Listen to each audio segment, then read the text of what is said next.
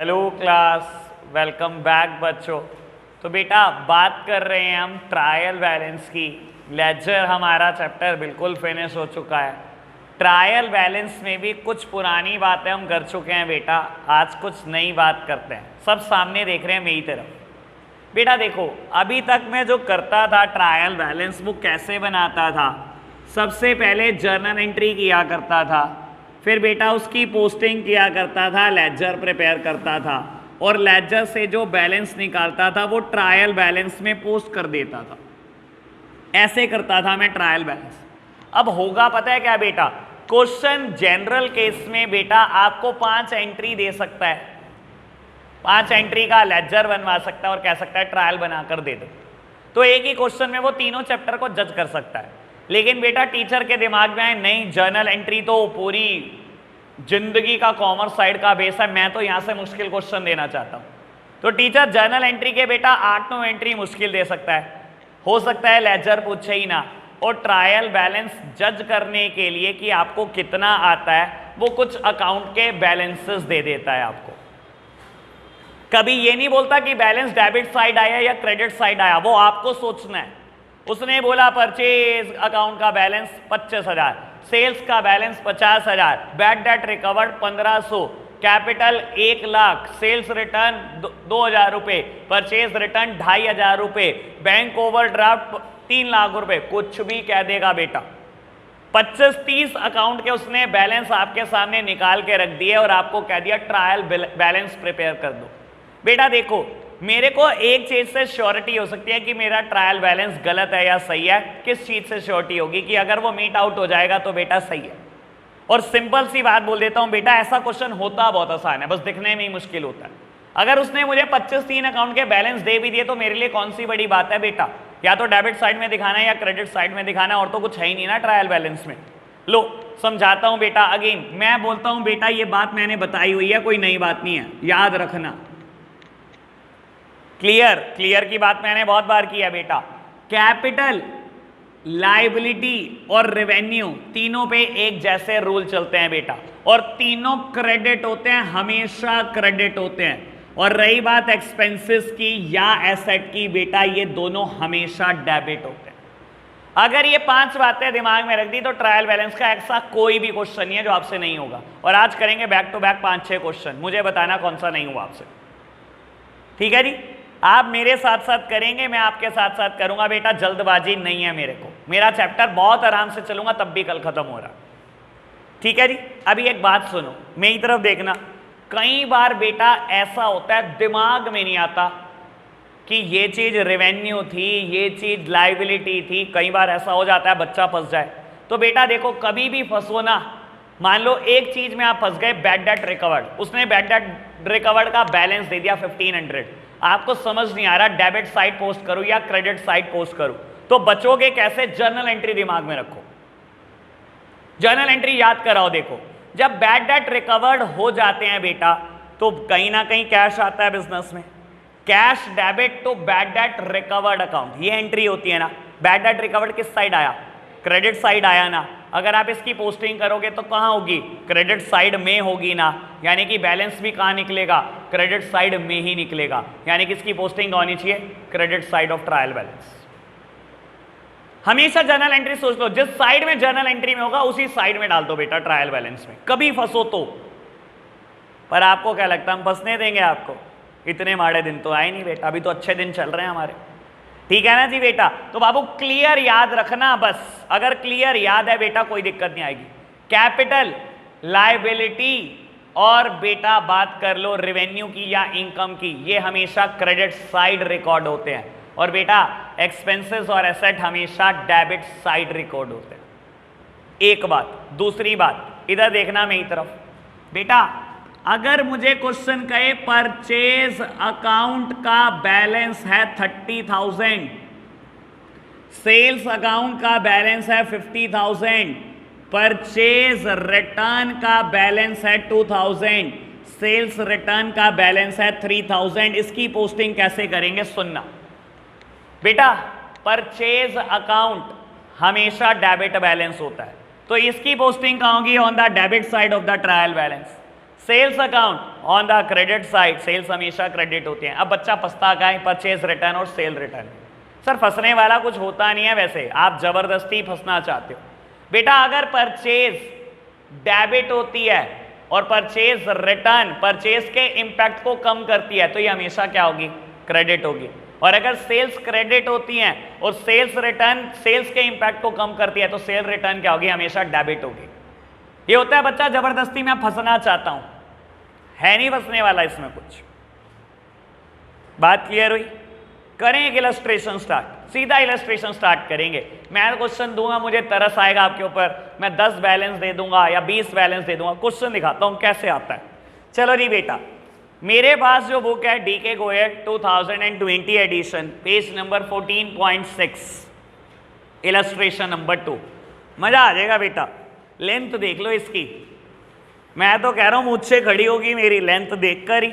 लो जी, illustration number 2 कहता है prepare a trial balance from the following balances of Shri Keshav Chand Gopal Chand as at 31 of March 2018। बाबू कहते हैं ट्रायल बैलेंस प्रिपेयर कर दो और कुछ बैलेंसेस उसने दे रखे हैं, यानी कि उसने लेजर प्रिपेयर करा होगा और लेजर प्रिपेयर करके ये बैलेंस आपके सामने आ गए। ठीक है जी। ओपनिंग स्टॉक करेंगे बात इसकी, क्या चीज होती है ये आपको पता भी है बेटा।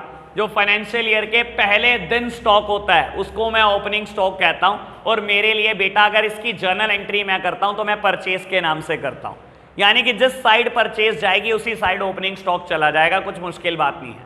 खैर पढ़ते जाओ, एक एक करके करेंगे। Opening stock, purchase, purchase return, sale, sale return, rent, salary, ad, commission received, discount, credit, furniture, machinery, debtor, creditor, BR, BP, cash in hand, bank overdraft, interest on overdraft, capital, drawings, input CGST, input SGST, output CGST, output SGST. लो प्यारे बच्चों, कुछ ज्यादा नहीं दे दी होंगी 20-25 इसमें item, एक दो नई भी हैं जिनके नाम हमने नहीं सुने, सुन लेंगे बेटा आज कौन सी नई बात है। चलो जी, तो ट्रायल बैलेंस प्रिपेयर करना है बेटा, ठीक है ना। या तो कोई चीज पोस्ट होगी डेबिट साइड पर या होगी क्रेडिट साइड पर। रूल सिंपल है बेटा, ठीक है ना, रूल तो बस क्लियर ही है बेटा, और तो कुछ है ही नहीं रूल। चलो जी बेटा, आप मेरे साथ साथ प्रिपेयर करेंगे, पहले आप जल्दी नहीं करेंगे बेटा, पहला क्वेश्चन बहुत आराम से करेंगे, फिर धीरे धीरे आगे बढ़ते चलेंगे। लो प्यारे बच्चों, बाबू फॉर्मेट क्या है ट्रायल बैलेंस का, याद है आपको मैंने फॉर्मेट सिखाया था, trial balance of dash and dash, firm का नाम, as at dash and dash. तो बेटा मुझे दोनों ही चीजें पता है यहाँ पर, trial balance of Shri Keshav Chand Gopal चंद,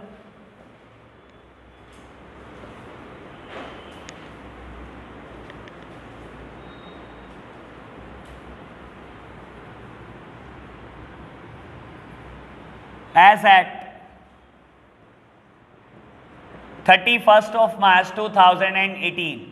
मुझे तो लगता है जितनी मेरी राइटिंग है बेटा, मैं तो एक पेज में पूरा भी नहीं ला सकता क्वेश्चन। लो खैर, लो जी बेटा, फॉर्मेट मैंने प्रिपेयर किया है, name of account, ledger folio, amount debit and amount credit.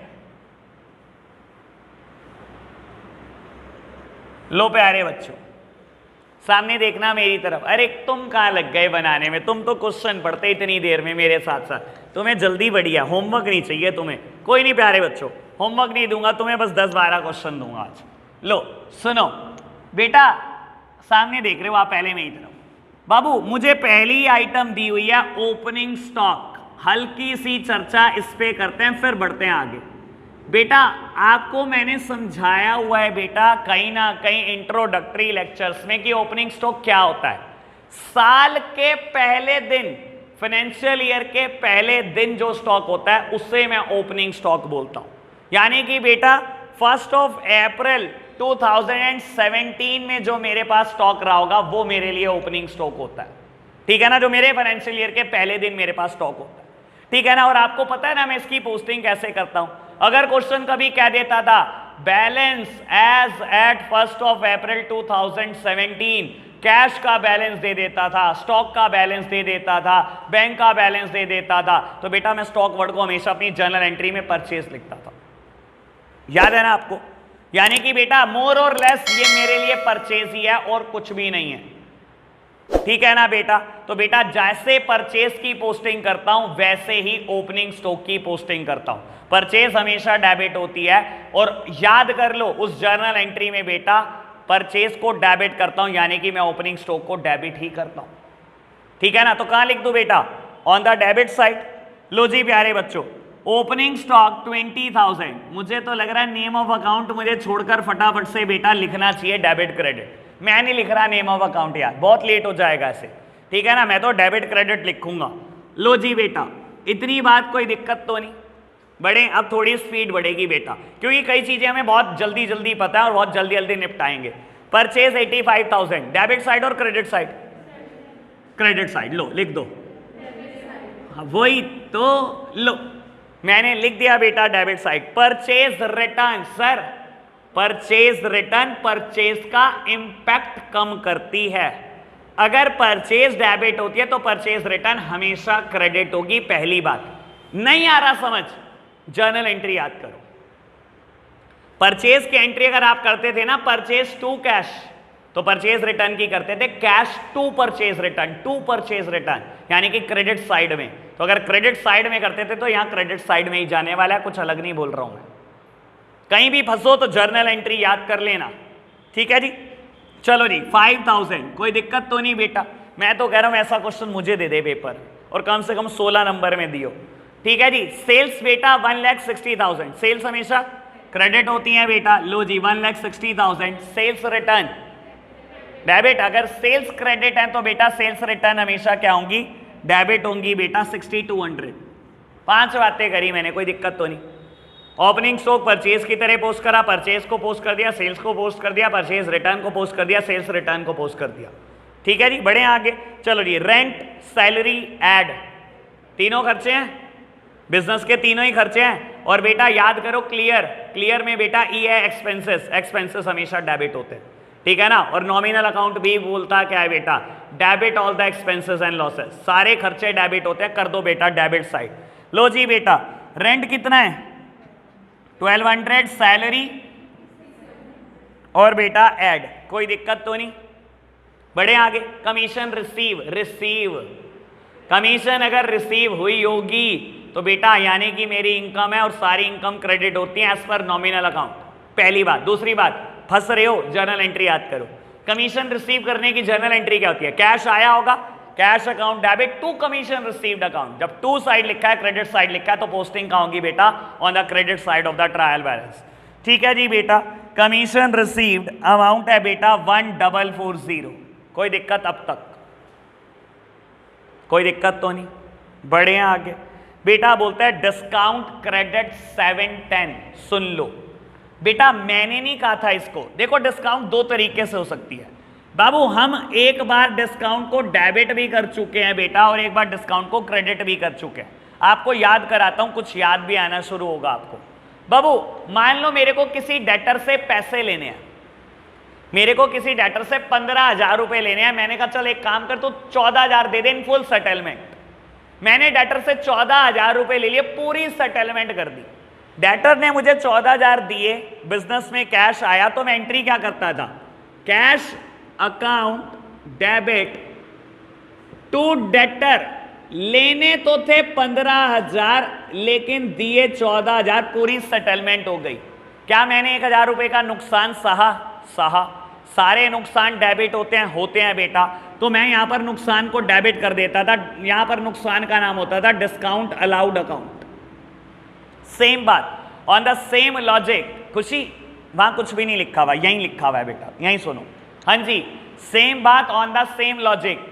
मैंने अगर किसी क्रेडिटर को पेमेंट करी, मुझे देने थे 15,000, क्रेडिटर ने कहा पूरी सेटलमेंट में तू 14,000 दे दे, पूरी सेटलमेंट में तू 14,000 दे दे। मैंने अगर 14,000 दिए, मेरी जेब से कैश गया, मैंने क्या एंट्री करी होगी, टू कैश अकाउंट, मेरी जेब से 14,000 चले गए। क्रेडिटर तुझे पे करने थे 15,000 और तूने सारा अकाउंट सेटल कर दिया 14,000 रुपए में, यानी कि कहीं ना कहीं मुझे 1,000 रुपए का फायदा हुआ है। और बेटा इस फायदे को मैं रिकॉर्ड करता था डिस्काउंट रिसीव्ड अकाउंट से। याद है आपको बेटा? तो यानी कि बेटा डिस्काउंट क्रेडिट भी हो सकती है और डिस्काउंट डेबिट भी हो सकती है।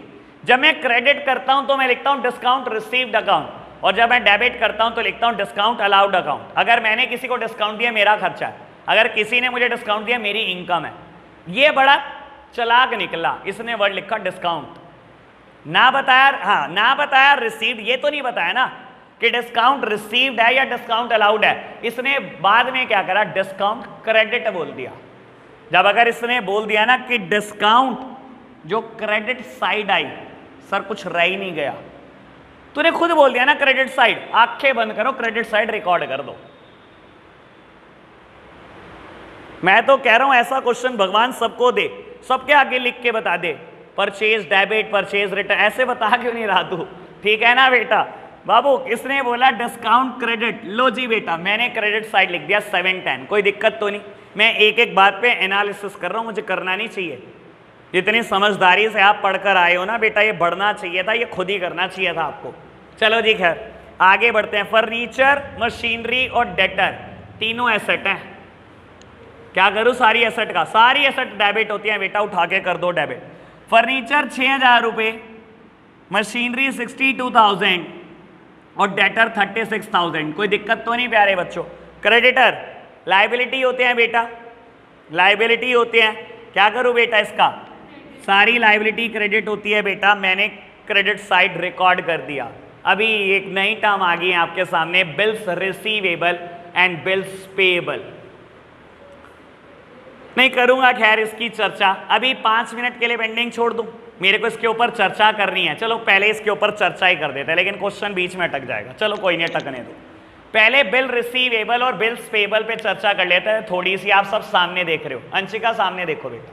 चलो जी थोड़ी सी चर्चा करते हैं इसके ऊपर। बाबू मैंने किसी को ना उधार पे गुड्स बेच दिया, और बेटा मान लो उसका नाम है मिस्टर ए, ठीक है। मिस्टर ए को मैंने बुक्स में डेटर बना लिया होगा, जब मैंने सेल करा मैंने एंट्री क्या करी होगी, ए डेबिट टू सेल्स अकाउंट। तो बेटा मैंने उधार पे गुड्स बेच दिया, मान लो उसको 50,000 रुपये का। मुझे डाउट होने लगा कि मिस्टर ए पैसे नहीं देगा। मैंने कहा भाई देख ए, मुझे तो तेरे ऊपर डाउट है, तू पैसे नहीं देगा, एक काम करते हैं हम ना कोर्ट में एक प्रूफ जनरेट कर लेते हैं। उसने कहा ठीक है, मुझे क्या दिक्कत है, मैं ईमानदार आदमी हूं, मैं दूंगा ही दूंगा आपके पैसे, आप जहां मेरे से साइन कराना चाहो करा लो। आपने बेटा कोर्ट बुलवा लिया उसको, और उसने क्या करा, आपने एक बिल लिखा बेटा, और उसने रजिस्ट्रार के सामने साइन कर दिया कि मैंने आपके 50,000 रुपये देने हैं, और बेटा मेरे लिए उसका साइंड बिल मेरे पास रहेगा जब तक वो पैसे नहीं देगा। समझ आई बात बेटा? अब क्या होता है, मैं अकाउंट्स में एंट्री क्या करता हूं, मैंने अभी तक तो मिस्टर ए को क्या बनाया हुआ था, डेटर बनाया हुआ था, ठीक है ना। मैंने अभी तक मिस्टर ए को डेटर बनाया हुआ था। मैं बेटा बुक से ना मिस्टर ए को खत्म कर देता हूं। चलो खैर एक जर्नल एंट्री बता ही देता हूं आपको, समझ आ जाए बहुत अच्छी बात, नहीं आए तो अभी टेंशन मत लेना, वैसे आ जाएगी, ये भी मैं पक्का बोल रहा हूं। बेटा मैंने एंट्री क्या करी होगी, जब ए को गुड्स बेचा होगा, ए टू सेल्स, यही तो एंट्री करी होगी कि ये तेरे को 50,000 रुपए का गुड्स बेचा, ठीक है बेटा। जैसे ही उसने मुझे बिल साइन करके दिया कि मैंने आपके 50,000 रुपए देने हैं, मैं खुद साइन करके दे रहा हूं रजिस्ट्रार के सामने, तो मैं पता है क्या करता हूं, अपनी बुक्स में से एक नई एसेट खड़ी कर लेता हूं। एसेट का नाम लिखता हूं बीआर अकाउंट डेबिट, मतलब bill receivable account debit to A. समझाता हूं बेटा, एनालिसिस करता हूं, रटवाना नहीं है मुझे कुछ भी।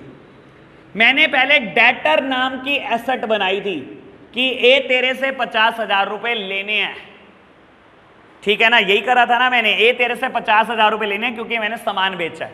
ए ने जिस दिन बिल साइन करके मुझे दिया ना, मैंने ना जितनी एसेट बनाई थी उतना ही क्रेडिट में लिखकर इस एसेट को तो खत्म कर दिया, डेटर को तो बुक से ही खत्म कर दिया।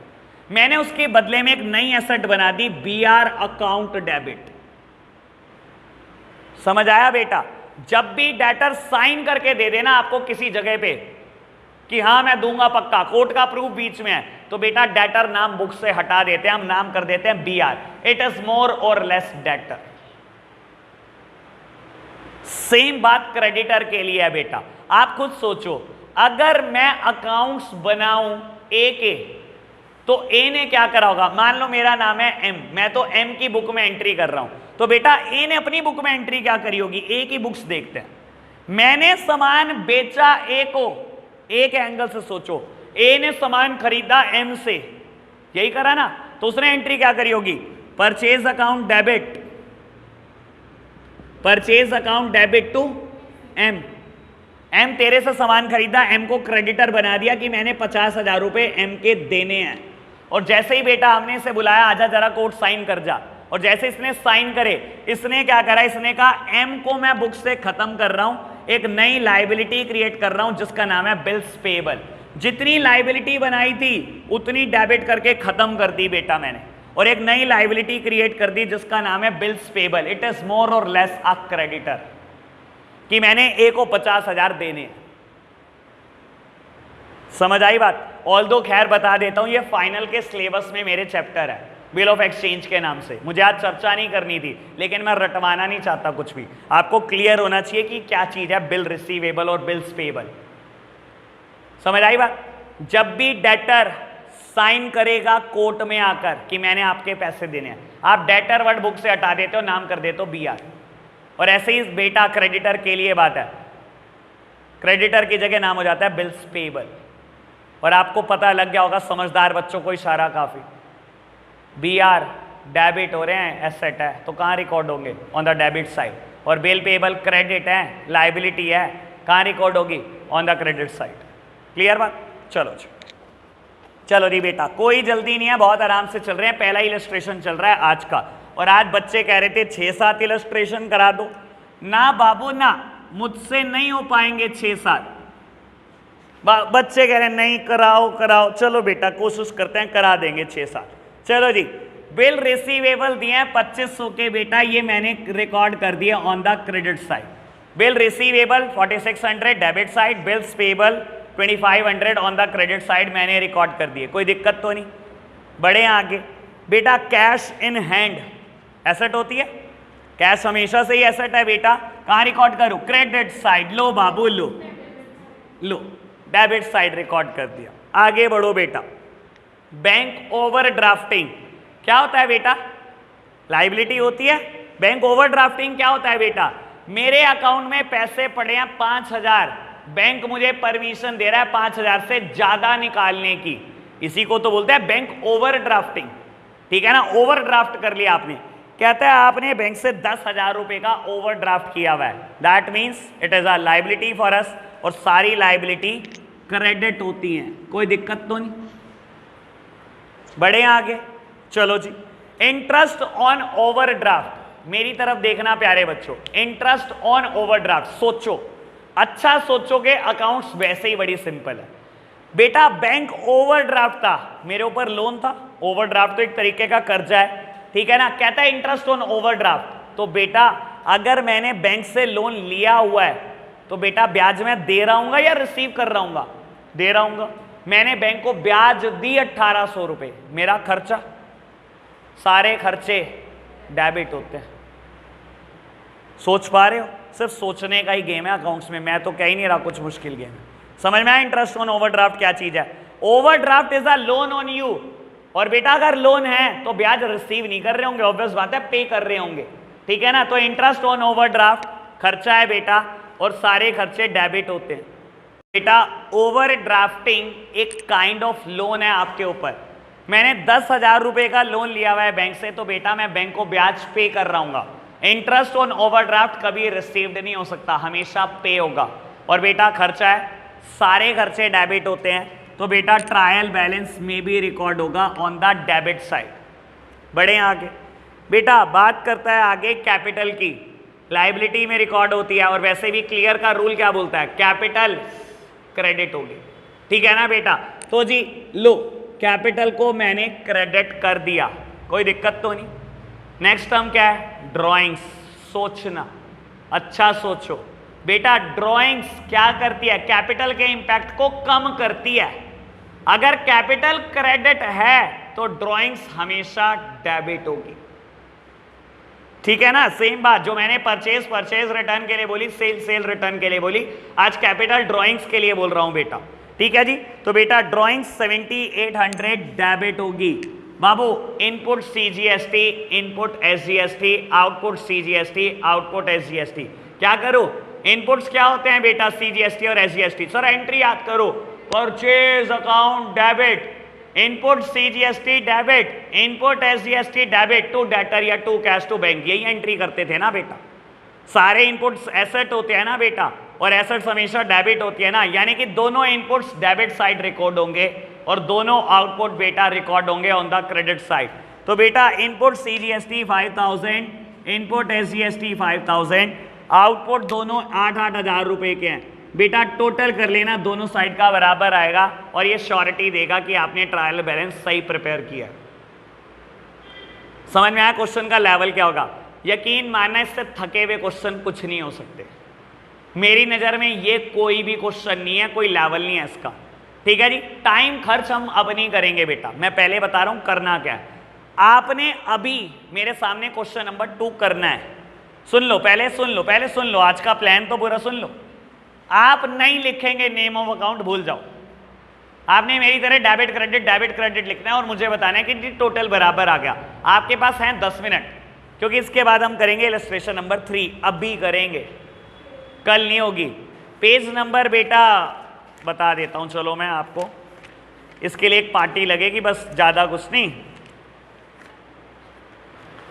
पेज नंबर 14.31, क्वेश्चन नंबर 2, ठीक है ना। पार्टी की जगह है London.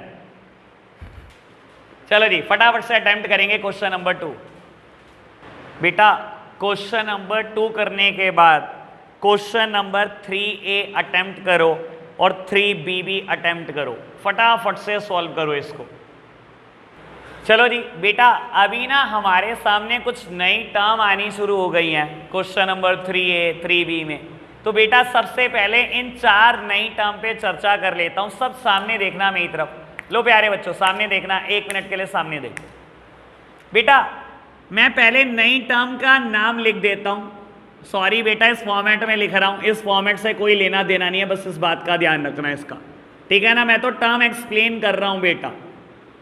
Return inward, return outward, carriage inward, carriage outward. बेटा चारों टर्म मुझे एक्सप्लेन करनी है, बहुत आराम से बात को सुनना। सबसे पहले इन दोनों की बात करते हैं। आपको एक बात बोलता हूं बेटा, अगर इसको हिंदी में कन्वर्ट कर लो ना तो बहुत आसान है इसको समझना। देखो सामने देखना, रिटर्न इनवर्ड, वो रिटर्न जो अंदर आई, और बेटा तभी आई होगी मेरे बिजनेस में जब कोई चीज बाहर गई होगी, यानी कि बेटा बाहर तो जाती है सेल्स, तो यानी कि ये है क्या, ये सेल रिटर्न है।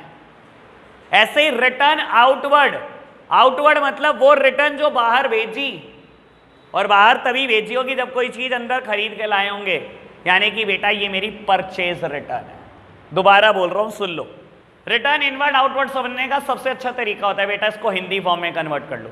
रिटर्न इनवर्ड, इनवर्ड मतलब वो रिटर्न जो अंदर आई, और बेटा कोई रिटर्न तभी हुई होगी बेटा जब आपने बेचा होगा सामान, तभी अंदर आया होगा कोई सामान वापस, ठीक है ना। और ऐसे रिटर्न आउटवर्ड, बेटा आपने रिटर्न करा, आपने रिटर्न बाहर भेजी, और तभी भेजी होगी जब बेटा कुछ खरीद के लाए होंगे, तो यानी कि ये बेटा परचेज रिटर्न है, ये सेल रिटर्न है। और दोनों का इंपैक्ट पता है आपको, सेल्स रिटर्न हमेशा डेबिट, परचेज रिटर्न क्रेडिट। 2 और टर्म सुन लो, ये बेटा अंदर बाहर से समझ में आएंगी, ये किसी और चीज से समझ में आएंगी। कैरेज इनवर्ड और कैरेज आउटवर्ड समझना। देखो बेटा, कैरेज इनवर्ड मतलब जो परचेज पे कैरेज देकर आया, और बेटा कैरेज आउटवर्ड मतलब जो सेल पे कैरेज दी। समझाने के लिए एक बात बोलता हूं, आप बेटा दिल्ली से सामान खरीद कर लाते हो और सहारनपुर में बेचते हो, आपकी दुकान है मान लो नेहरू मार्केट में, ठीक है जी। दिल्ली से आपने सामान खरीदा बेटा, रास्ते का किराया भाड़ा कौन देगा? आप दोगे, क्योंकि सामान आपने खरीदा, ठीक है ना। दिल्ली में आपने ट्रांसपोर्ट पे सामान पहुंचवा दिया, ट्रांसपोर्ट वाले ने कहा ठीक है सहारनपुर में उतार दूंगा, और उसने क्या करा बेटा, आपसे फ्रेट के पैसे ले लिए, जो भी रिक्शा वाले ने सामान छोड़ा उसने कैरेज के पैसे मांग लिए, किराया भाड़ा आपसे मांग लिया बेटा। बाबू क्या ये गुड्स खरीदने की कैरेज है? बिल्कुल, आपने गुड्स खरीदा है तो बेटा आप उसका किराया भाड़ा दे रहे हो बेटा, ठीक है ना। गुड्स खरीदने की कैरेज को बोलते हैं कैरेज इनवर्ड, ठीक है जी। कैरेज आउटवर्ड क्या होती है? आप नेहरू मार्केट में बैठे हुए हो, सामान बेच रहे हो बेटा, एक कस्टमर है आपके पास जो कोट रोड से आता है, उसने आपसे बल्क में सामान खरीद लिया बेटा, और उसने बोला देखो जी मेरे पास कोई कन्वेंस नहीं है, मैं जा रहा हूं, मेरी दुकान का एड्रेस है, किसी रिक्शे वाले के हाथ भिजवा दे दो। हम क्या होता है बेटा, खरीदते टाइम तो कैरिज देते रहते हैं, अपने कस्टमर को इतनी फैसिलिटी दे रहे होते हैं, सेल के टाइम भी कैरिज दे रहे होते हैं। हमने कहा चल छोड़, लाख रुपए का सामान खरीदा, 20 रुपए का रिक्शा चला भी गया तो क्या फर्क पड़ा। हमने रिक्शा वाले को बुलाया, एड्रेस लिखवाया और सामान लोड करा, 20 रुपए उसके हाथ में रख दिए। बेटा ये सेल के टाइम पर दी जाने वाली कैरेज है बेटा, इसे बोलते हैं कैरेज आउटवर्ड। तो कैरेज दोनों टाइम दी जा सकती है, परचेज के टाइम दी जाने वाली इनवर्ड है, सेल के टाइम दी जाने वाली आउटवर्ड है। लेकिन समझदार बच्चों, दोनों ही केस में मेरा तो खर्चा ही हुआ, और सारे खर्चे क्या होते हैं? डेबिट। तो बेटा यानी कि कैरेज इनवर्ड भी डेबिट और कैरेज आउटवर्ड भी डेबिट। ठीक है जी। अब फटाफट से 3A और 3B करके दिखा दो बेटा। बेटा 2-3 नई टर्म की और बात करते हैं, फिर अटेम्प्ट करते हैं एक नया क्वेश्चन। लो प्यारे बच्चों, इस चीज को समझो। बाबू एक नई टर्म आई होगी शायद आपके सामने, इन्वेस्टमेंट, या हो सकता है बेटा आपके सामने एक और नई टर्म आई हो जिसका नाम है मिसलेनियस रिसीट्स। लो बेटा, रिसिप्ट नहीं होता, रिसीट्स होता है बेटा। लो समझने की कोशिश करना, इधर देखो भाई सामने। बेटा बात करते हैं इन्वेस्टमेंट की। इन्वेस्टमेंट क्या होता है? हमेशा एक एसेट होती है, समझाने की कोशिश करता हूं। बेटा आपने क्या करा, किसी कंपनी के शेयर्स खरीद लिए, उसमें इन्वेस्टमेंट कर दी बेटा, और आपने सोचा कि मैं शेयर 5 साल के बाद बेचूंगा, 5 साल के बाद बेचूंगा, मैं ये 5 साल के लिए शेयर्स खरीद रहा हूं। बेटा जब मैंने शेयर्स खरीदे होंगे, मैंने एंट्री क्या की होगी, सुन लो। जब मैंने शेयर खरीदे होंगे तो मेरी जेब से गया होगा कैश, और आए होंगे मेरे बिजनेस में शेयर्स, तो मैंने एंट्री करी होगी shares account debit to cash. Cash चला गया, शेयर्स आ गए। जरूरी नहीं है हर कोई इसको शेयर्स लिखता है, कुछ लोग इसको इन्वेस्टमेंट लिख देते हैं कि हमने इन्वेस्टमेंट कर रखी है इस कंपनी में, 50,000 50 लाख के शेयर खरीद रखे हैं इस कंपनी के। और बेटा इन्वेस्टमेंट जरूरी नहीं है शेयर्स में ही की जाए। मैंने कोई लैंड खरीद के रख दी, कोई फ्लैट खरीद के रख दिया कि मैं 5 साल 10 साल बाद बेचूंगा, जिसकी इसकी कीमत बढ़ जाएगी, मेरे मजे आ जाएंगे। मैं रहता सहारनपुर सिटी में हूं, मेरा बिजनेस सहारनपुर सिटी में है, मैंने चंडीगढ़ में एक फ्लैट खरीद के रख दिया 50 लाख रुपए। सर एंट्री क्या होगी? Flat account debit to cash, यानी कि land and building account debit to cash. जरूरी नहीं है आप लैंड एंड बिल्डिंग लिखो, कुछ लोग लिखते हैं इन्वेस्टमेंट करिए, मैंने investment account debit to cash. तो इन्वेस्टमेंट आपकी एसेट हो सकती है, हो सकता है बेटा आपने शेयर्स में इन्वेस्टमेंट की हो सकता है आपने किसी इमूवेबल प्रॉपर्टी में इन्वेस्टमेंट की हो, और बिजनेस स्टडीज याद है तो बेटा हो सकता है आपने किसी डिबेंचर्स में इन्वेस्टमेंट की हो सकता है आपने प्रेफरेंस शेयर कैपिटल में इन्वेस्टमेंट की हो किसी कंपनी की। ठीक है जी। और मिसलेनियस रिसीट्स क्या होता है बेटा? देखो बाबू, जो छोटी मोटी रिसीट होती है ना, उसका नाम नहीं लिखते। जैसे कि कमीशन रिसीव हुई, अगर बेटा ये ठीक ठाक अमाउंट है 5,000 10,000 है तो मैं नाम लिखता हूं कमीशन रिसीव हो गई, ठीक है ना। अगर रेंट रिसीव्ड हुआ 1,000 2,000 रुपए भी है, मैं लिखता हूं रेंट रिसीव हुआ, cash to rent received account. लेकिन मैं बोलता हूं बेटा मैंने न्यूज़पेपर बेच दिए 50 रुपए के, रद्दी बेच दी 50 रुपए की, तो बेटा तो मैं नाम न्यूज़पेपर नहीं लिखता, ठीक है ना। छोटी मोटी रिसीट के लिए मैं नाम लगाता हूं मिसलेनियस रिसीट। एंट्री क्या की होगी? Cash account debit. रद्दी बेचने पे 50 रुपए आए ना, बिजनेस में कैश आया तो cash debit, cash account debit to miscellaneous receipt. और बेटा मिसलेनियस रिसीट क्रेडिट साइड आया, टू साइड आया, दैट मींस ट्रायल बैलेंस में भी बेटा कहां रिकॉर्ड होगा? On the credit side. समझ आई बात? अब एक फाइनल बात मैं करके जाऊंगा, मेरे पास थोड़ा सा टाइम कम बचा है। इलस्ट्रेशन नंबर 3 मुझे पूरा करना है, आप सब मेरे साथ साथ देख रहे हैं। लो जी, और जैसे ही मैं इलस्ट्रेशन नंबर 3 पूरा करूंगा, इलस्ट्रेशन नंबर 4 होमवर्क हो जाएगा आपके लिए। लो जी, लो प्यारे बच्चों सामने देखना, बस मुझे एक नई बात समझानी है, पहले मेरी बात सुन लो, फिर आप करते रहना जो आप करना चाहते हो। बाबू आज 1 अप्रैल 2021 है और क्वेश्चन कहता है आपके पास स्टॉक है 100 लैपटॉप का। मैं इसको अमाउंट में डिफाइन नहीं कर रहा बेटा, जानबूझकर मान लो, ठीक है। आपके पास स्टॉक है 100 लैपटॉप का, आज 1 अप्रैल 2021 है। इस स्टॉक को मैं ओपनिंग स्टॉक बोलता हूं हमेशा, जो भी फाइनेंशियल ईयर के पहले दिन स्टॉक होता है वो मेरे लिए ओपनिंग स्टॉक होता है। मान लो बेटा, सब सामने देख रहे हैं, मान लो पूरे साल भर में आपने जो परचेजेस करी वो 200 लैपटॉप की करी। आपकी पूरे साल की जो परचेजेस हैं बेटा वो 200 लैपटॉप की हैं। 100 पहले थे, 200 और खरीद लिए, परचेज कर लिए, टोटल कितने हो गए? 300 लैपटॉप। और मैं बोलता हूं पूरे साल भर में आपने सेल्स कर दी 250 लैपटॉप की। बेटा 100 पहले थे, 200 खरीद लिए, यानी कि 100 और 200 300 हो गए, और जब 250 बेच दिए तो बच कितने गए? 50 बच गए। और मैं कहता हूं इसके अलावा और कुछ भी नहीं हुआ, साल के आखिरी दिन 50 लैपटॉप बच गए। ठीक है ना? 31 मार्च 2022 को मेरे पास जो स्टॉक बचता है, जो लास्ट दिन बचता है फाइनेंशियल ईयर के, इस स्टॉक को बोलते हैं क्लोजिंग स्टॉक। ऐसे ही होता है ना बेटा, ओपनिंग कैपिटल, क्लोजिंग कैपिटल भी यही होती है। तो बेटा मेरे पास क्लोजिंग स्टॉक कितना बच गया बेटा? 50 लैपटॉप। और अगले दिन सुबह नए फाइनेंशियल ईयर के लिए ये 50 लैपटॉप ओपनिंग स्टॉक हो जाएंगे। पता है ना बेटा, ऐसी चलती रहेगी ना कहानी। ठीक है जी। तो बेटा 100 लैपटॉप थे, 200 और खरीद लिए, 250 बेच दिए, अल्टीमेट बच कितने गए? 50। सुन लो बेटा काम की बात। बाबू क्लोजिंग स्टॉक ना आपको कभी कैलकुलेट करने की जरूरत होती नहीं है, होती नहीं जरूरत। Closing stock is the effect of opening stock plus purchases minus sales.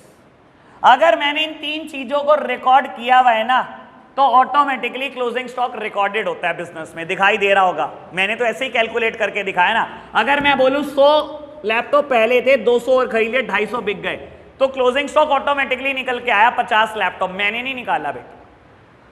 अगर मैं बोलूं आपने इन तीन चीजों को रिकॉर्ड कर दिया ना, तो इसको कभी रिकॉर्ड करने की जरूरत होती भी नहीं है बेटा, ऑटोमेटिकली ये निकल कर आता है बेटा बिजनेस से।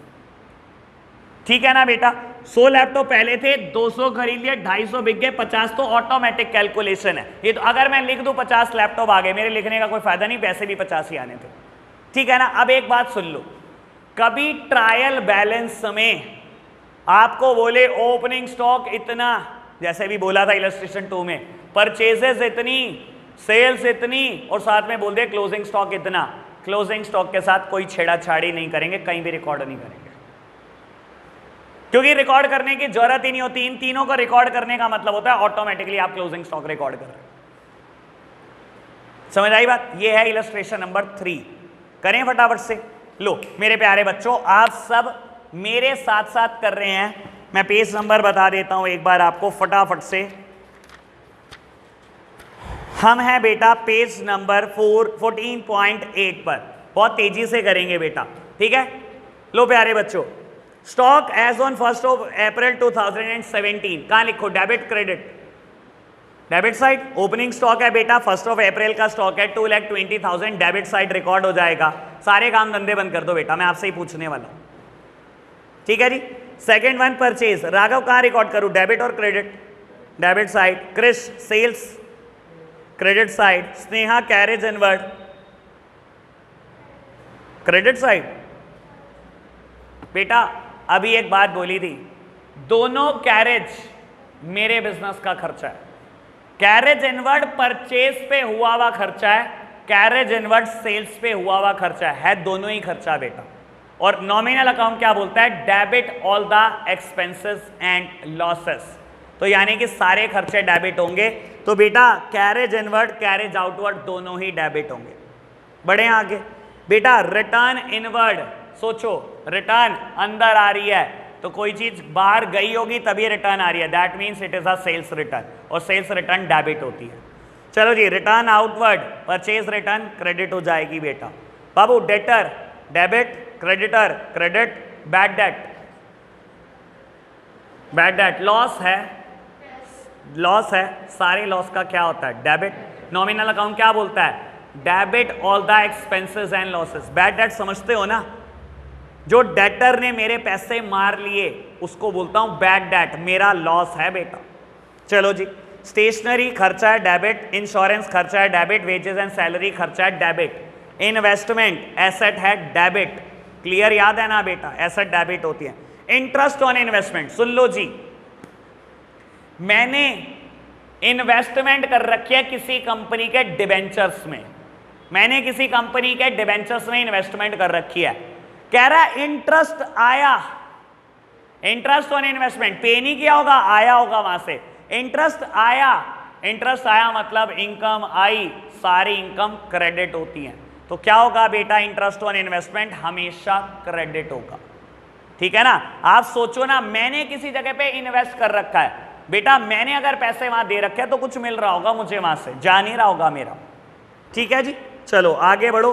Cash and bank balance always debit. Premises, premises मतलब बिल्डिंग को बोला जाता है बेटा, ठीक है ना। Again building is a asset, debit. Fixtures debit, बताया था एक दिन, बड़ी याद है मुझे, फर्नीचर और फिक्सचर का डिफरेंस बता रहा था मैं। जो बेटा कहीं ना कहीं जुड़े होते हैं इमूवेबल प्रॉपर्टी के साथ, उसे फिक्सचर्स बोला जाता है। A kind of furniture, furniture asset होती है तो फिक्सचर भी एसेट ही होती है। ठीक है जी, बढ़ो आगे। मिसलेनियस एक्सपेंसेस, छोटे मोटे खर्चे, सारे खर्चे डेबिट होते हैं। मिसलेनियस इनकम, सारी इनकम क्रेडिट होती है तो मिसलेनियस इनकम भी credit. Loan from ICICI bank, loan लिया, कर्जा लिया, लाइबिलिटी है, लाइबिलिटी क्रेडिट होती है। इंटरेस्ट ऑन अबव, यानी कि लोन पर ब्याज दिया, इंटरेस्ट ऑन अबव, लोन पर ब्याज दिया, और जब ब्याज दिया तो बेटा ब्याज मेरा खर्चा है और सारे खर्चे डेबिट हो जाते। ठीक है जी। Capital credit, proprietor's withdrawal that means drawings, debit. Computer asset, debit. Goodwill asset, debit. Stock 31 मार्च के दिन, आखिरी दिन, क्लोजिंग स्टॉक। कुछ करूं? कुछ नहीं करना, आगे बढ़ो। Input IGST debit, output IGST credit, question खत्म। नई बात क्या थी? सिर्फ एक क्लोजिंग स्टॉक, सिर्फ एक क्लोजिंग स्टॉक, बाकी कुछ भी नया नहीं था। इलस्ट्रेशन 3 मेरे लिए फिनिश हो गया। बेटा मत लिखना name of account, speedy question करके आना। इलस्ट्रेशन 3 भी, इलस्ट्रेशन 4 भी फिनिश करके आना। ठीक है जी, आज के लिए इतना ही रखते हैं, बाय बाय।